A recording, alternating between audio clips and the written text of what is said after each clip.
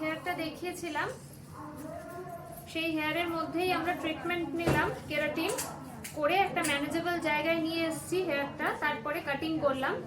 তো আগের হেয়ারটা আর এখনের মধ্যে ডিফারেন্সটা দেখো, কেরাটিনের রেজাল্ট এবং তারপরে করলাম কাটিং।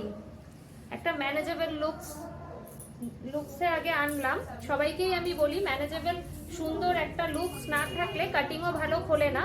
এই যে কাটিংটা তোমরা দেখছো, অনেকেই জিজ্ঞেস করে থাকবে তো, এই যেটা করা হলো কেরাটিন করার পরে হেয়ারটাকে ম্যানেজেবল একটা হেলদি জায়গায় নিয়ে এসে কাটিং করা হলো, এটা অনেক দিনই স্টে করবে কাটিংটা।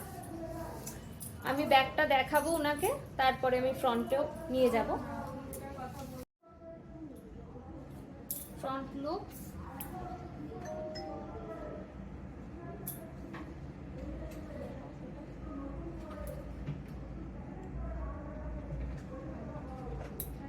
কেমন লাগছে দেখো নিহারিকার কাজ।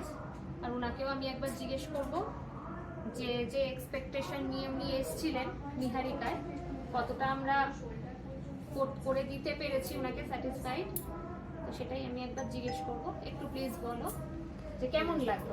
আমি তো ফুললি স্যাটিসফাইড, মানে আমার চুলের যে কন্ডিশন ছিল সেখান থেকে হেল অ্যান্ড হেভেন ডিফারেন্স। আর এদের ব্যবহারের তো মানে তুলনা নেই, মানে আমি একটা হোমলি অ্যাটমসফিয়ার পেয়েছি, মানে এটা আমার খুব ভালো লেগেছে। আমি আবার আসতে চাই এখানে। Thank you. তুমি এবার একটু ধরে দেখো।